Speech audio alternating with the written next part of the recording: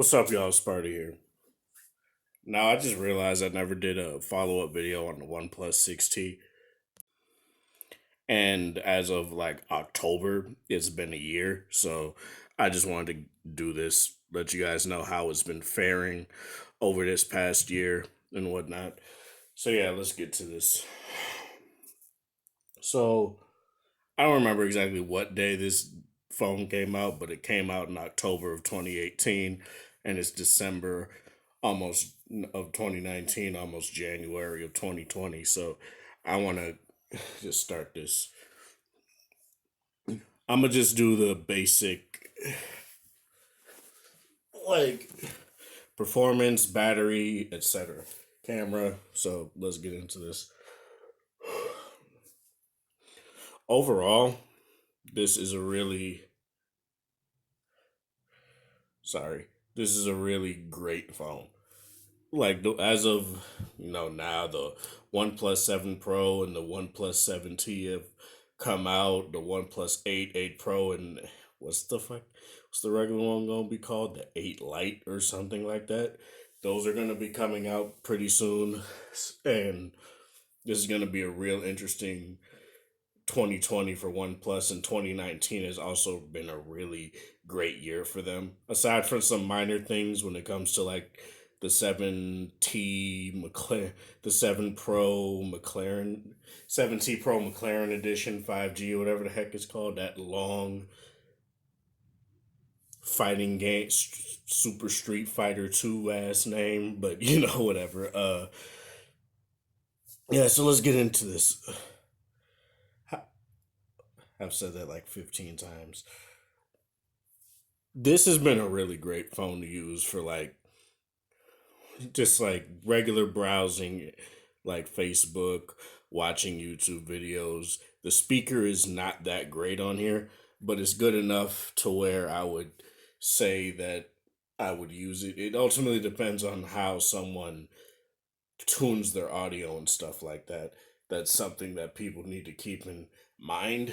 Some things sound really good on, say, my Note 10 speakers, but some things sound very muffled and sound very like, eh? Just like on my Moto G7, which I'm recording this with. Some things sound really good and very, very loud, and some things sound very muffled. So don't ever put that on the phone itself. You gotta also take into consideration how people, tune their audio, how loud they record their video and stuff like that. But yeah, I'd say the bottom firing speaker is fine. It's nothing to write home about. It's nothing to say. It's not amazing, but it's good enough for what you need it for. What I will say, I wish this phone still had, and always will say this to the end of time, is a headphone jack.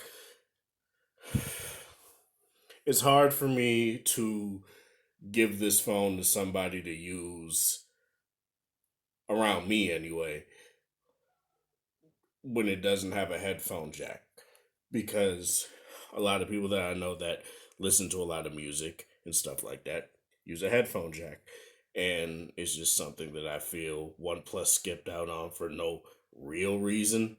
They never even gave an actual reason as to why. They never gave an actual reason as to why they did it. They just decided to do it, even though the OnePlus 6 had a really good headphone jack. But whatever. But from what I remember from using the dongle, I still haven't got like the USB-C bullets yet or anything like that. From what I remember, it is a really good. It does do pretty good audio. Nothing like LG tier in terms of audio or anything like that, but it's good enough for when you need it. Sorry, I'm grinding some stuff in this game on my G8 as we speak. But yeah, good enough audio. Nothing I would say is terrible. Let's talk about battery life. Battery life on this phone is really good, especially standby. Sorry, I'm a bit flustered and tired. I woke up at like 12 and went back to sleep at 4, so I'm a bit flustered right now. Um, how do I want to say this? two parts of what make great battery life is standby time for me personally, as well as screen on time. Not necessarily how well it does with gaming or anything like that, but overall, screen on time and standby time. And this phone is really good for that. You put this phone down and let it just sit there for a few days, like it could last a whole week without you charging it. And I think there was one time where I would use it like every now and again, and I'd still get 4.5 hours of screen on time or something like that. And it would be on like its third or fourth day. And if you use it heavily within one day, you could get maybe like 7.5 hours of screen on time and stuff like that. I don't really remember how well Bluetooth playback is because, Bluetooth does tend to take quite a bit of battery. I don't remember how great that was. I think it was about on par with like my Note 10, my G8, and stuff like that. It might be in between the two. The G8 might be a bit better, while the Note 10 is like the third in the pack. And that's like both the G8 and the Note 10 have a 3400 milliamp hour battery, while this has a 3700 milliamp hour battery, but it's still good nonetheless. Another good thing about this is the in-display fingerprint sensor. It's really fast, snappy. Nothing I don't really have issues when it comes to this phone in terms of its, you know, in terms of its fingerprint sensor, other than the fact that sometimes it doesn't want to read this finger, but it reads my right thumb, no problem. It's done that since I've had it. So that's nothing. And there was issues with that as well, where some people had like a very shoddy fingerprint sensor, which would only work with one side, one thumb or whatever. And that's fine with me personally. I don't really care since it works basically 100% of the time. It's really fast and it doesn't feel gimped or anything like that. The display is really nice as well. It's a 1080p OLED. While I would prefer to have a quad HD display, and it's something that I really do appreciate the OnePlus 7 Pro having, which is why I still want to get it, but I probably will just wait till the OnePlus 8 Pro. We'll see. We'll see how that one looks first, because if it has the hole punch camera crap that the freaking Note 10 and the S10s have, I don't really want it. Unless it has a 120 hertz display or something, which it probably will, but who knows. Um, yeah. So 1080p display is really nice. Nothing I would say is terrible. It doesn't hurt my eyes, though I can tell that it's a 1080p display. I can tell when something doesn't look as sharp as compared to like my G8 or even an old phone like my V20 or something like that. It's not as sharp, but it's sharp enough and it's clear enough. It's a really quality 1080p OLED panel. Um, what else? Let's talk about gaming. Gaming on this is good enough. I wouldn't say it's the best of the pack, especially since it doesn't have any sort of thermal cooling. It gets really hot, say when you play games like Lineage 2 or any other regular game, Marvel Contest of Champions. It doesn't play games at like high frame. It doesn't play certain games like Contest of Champions at high frame rates, where it seems like it's only really my G8 that can do that. My Note 10 doesn't do it either. And that's really weird.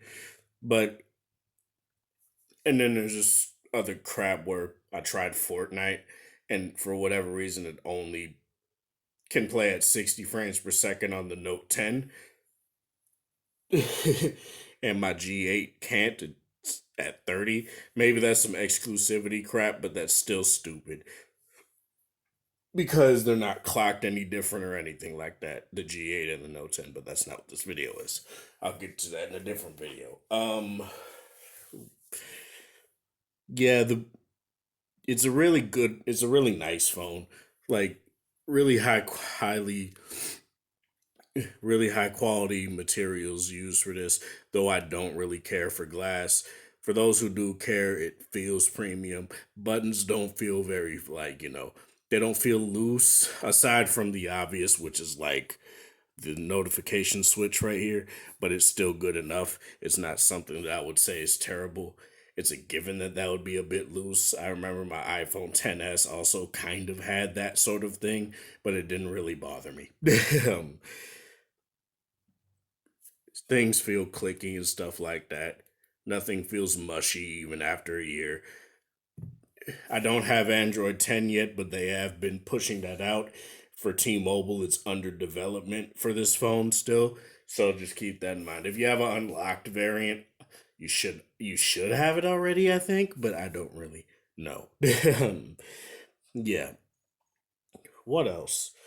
I haven't been using this phone for calls or anything like that. That's mainly been my Note 10 and my Moto G7 as of late, so I can't really comment on that right now. But when I was using it, and it was the phone that I had my SIM card in the most when I was on T-Mobile, it sounded crisp, it sounded clear, it sounded loud enough to where I'd be like, yeah, this is good enough to use for basic calls.